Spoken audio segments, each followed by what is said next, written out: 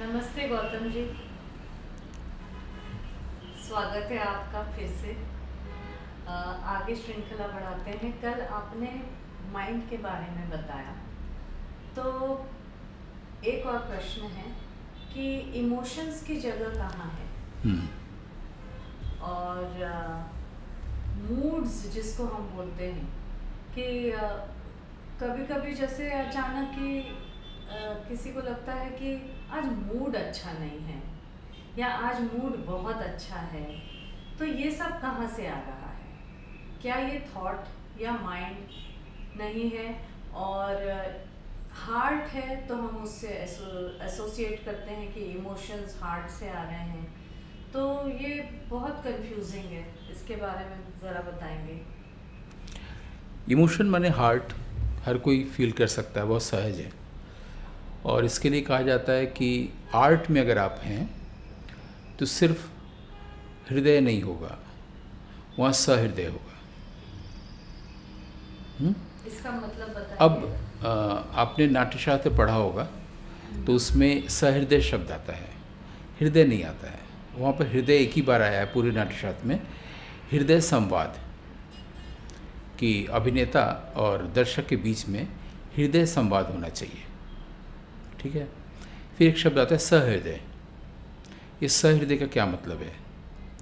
तो इसकी व्याख्या में बताई गई है निरुक्ति में, अधिकारी छात्र विमल प्रतिभाशाली हृदय, जिसका हृदय विमल होगा, निर्मल होगा, माने मलहीन होगा और प्रतिभा होगी, उसको सहृदय कहा गया है। ऐसा हृदय यानी जिसके पास विमल प्रतिभा होगी, विमल प्रतिभाशाली हृदय।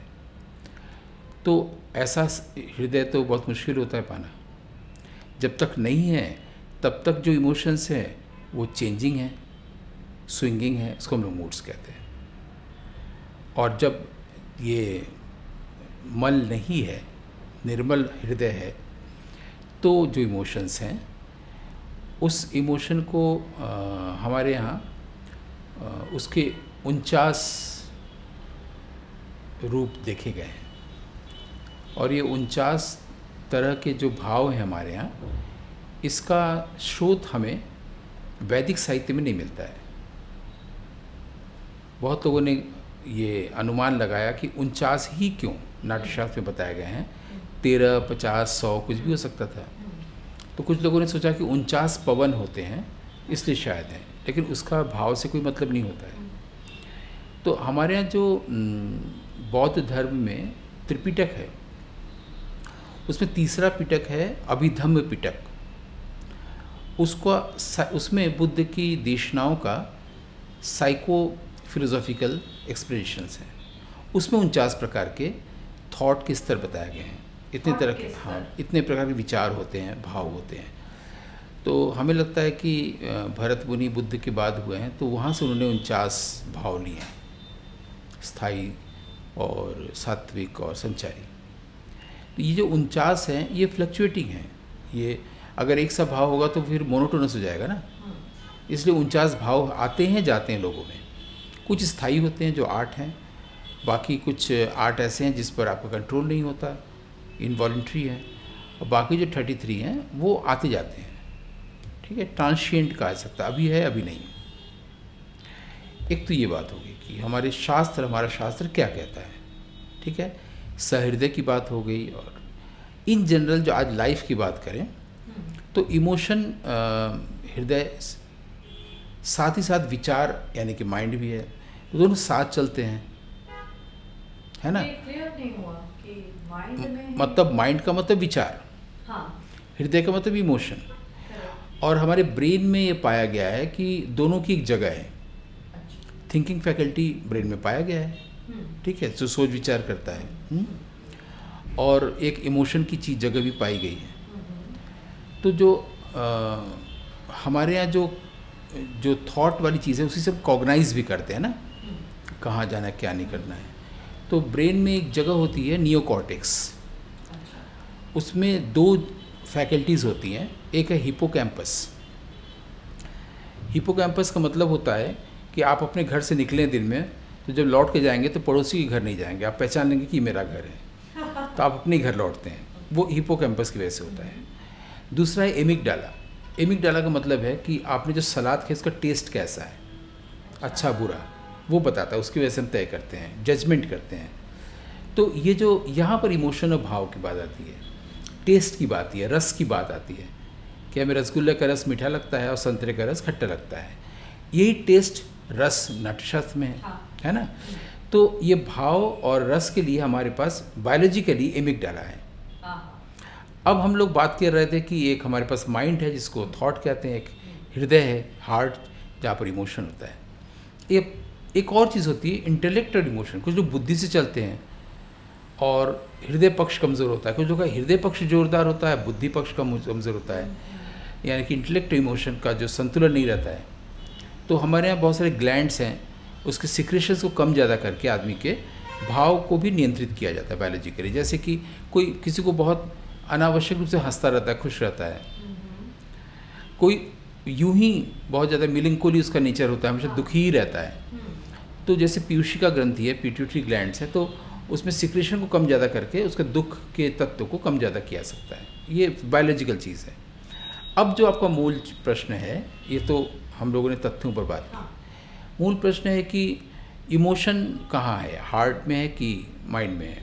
हम जिस हार्ट की बात कर रहे थे वो कार्डियोवैस्कुलर ऑर्गन नहीं था, वो अभी की बात कर रहे थे हम लोग, या ट्रू सेल्फ की बात कर रहे थे, या प्योर कॉन्शियसनेस की बात कर रहे थे। वहाँ उसका इमोशन से मतलब नहीं है, वो माइंड से ही जुड़ा हुआ है। माइंड में जो थॉट हैं वो हमें अच्छा भाव देते हैं, कभी बुरा भाव देते हैं।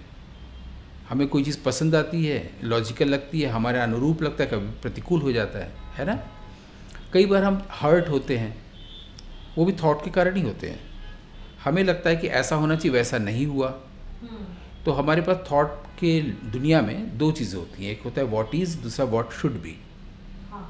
तो व्हाट इज़ का मतलब तथ्य जो है, गर्मी लग रही है या हर्ट हुए हैं, ये तथ्य है। लेकिन हमें हर्ट नहीं होना चाहिए। जैसे मान लीजिए कि मेरी जॉब चली गई है, तो ये तथ्य है जो है, वो हमारे पूरे नर्वस सिस्टम को, हमारे पूरे सेंट्रल नर्वस सिस्टम जो रीढ़ की हड्डी में है, जो पूरे बॉडी में नियंत्रित होता है, उसको प्रभावित कर रहा है कि हमारा जॉब चला गया है। ठीक है, लेकिन जो होना चाहिए आता है कि हमें दुखी नहीं होना चाहिए, है ना। हमें अगर ऐसा हुआ भी तो कोई बात नहीं, मैं आपको मैनेज कर लूँगा, एडजस्ट कर लूँगा। ये लगातार चल रहा है, ये इंटेलेक्ट चल रहा है, वो जो होना चाहिए।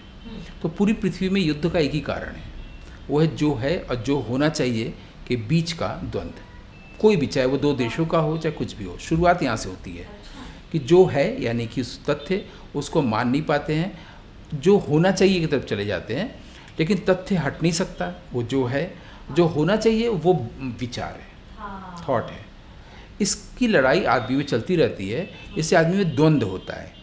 यही द्वंद्व या कन्फ्लिक्ट पहला कारण है बढ़ के युद्ध में बदलने का।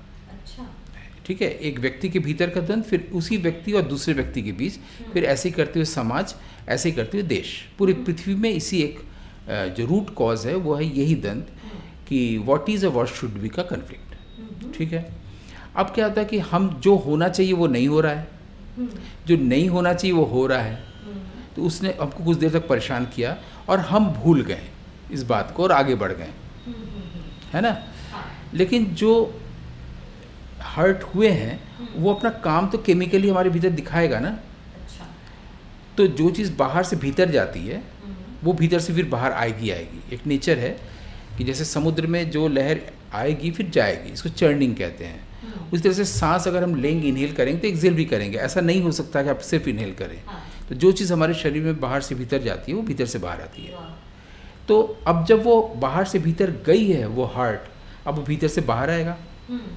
अगर आप उसको व्यक्त कर सकें तो बहुत अच्छा, नहीं व्यक्त करेंगे तो डिजीज़ के फॉर्म में आएगा। और वो डिजीज़ ज़रूरी नहीं कि फिजिकल हो, पहले वो मानसिक होगा, जिसको हम लोग कहते हैं अवसाद। ठीक है, डिप्रेशन, ठीक है, मनोग्रस्तता, उदासी।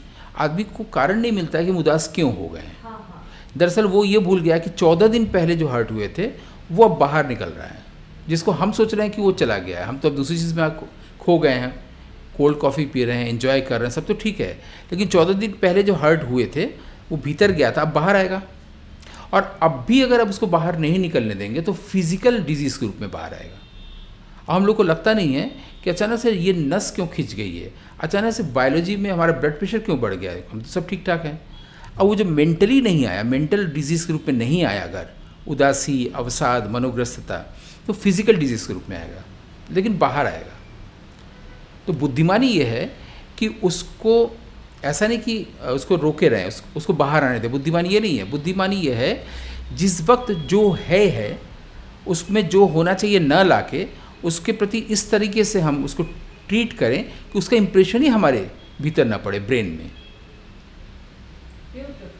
और जैसे ही नहीं पड़ेगा तो वो भीतर जाएगा ही नहीं, हम आगे रहेंगे, ब्रेन हमेशा फ्रेश रहेगा, एवर न्यू रहेगा। ऐसा नहीं होता है, इसीलिए हम कभी मूड ऑफ, कभी मूड ऑन, स्विंगिंग मूड होता रहता है था। और इमोशंस आते हैं। तो इमोशन के 2 स्तर हैं, एक तो ज़िंदगी में और एक कलाओं में। कलाओं को मैंने कहा कि 49 इमोशंस बताए गए हैं, और जीवन में हम लोग कहते हैं कि मैं बहुत इमोशनल है, बहुत कम इमोशनल है। ये जो बातें करते हैं ये भी विचार द्वारा निर्धारित होता है। ये बहुत सुंदर तरीके से आपने सारी बातें इसके अंदर इंक्लूड की। Biology, chemistry, physiology, anatomy, body, psychology, philosophy, art, सारी चीज़, and human behavior. Very beautifully summed up, and I think that it is very useful for people to know that what is happening within themselves, so they can take better charge of themselves.